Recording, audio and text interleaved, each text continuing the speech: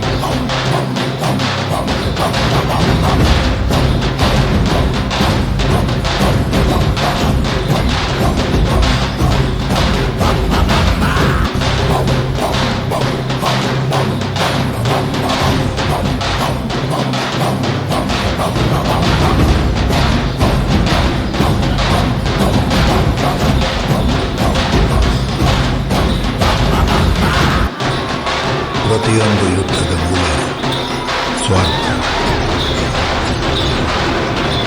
ಅದರ ಅಂತ್ಯ ಇತಿಹಾಸ.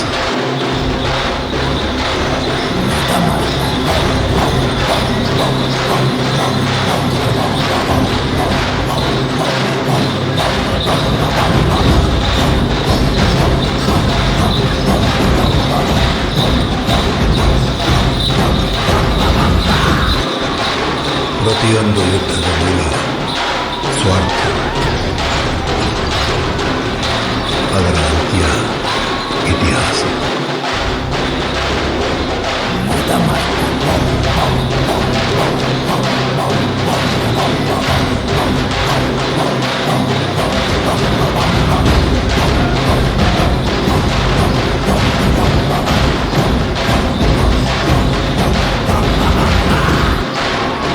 ಪ್ರತಿಯೊಂದು ಯುದ್ಧದ ಮೂಲ ಸ್ವಾರ್ಥ, ಅದರ ಅಂತ್ಯ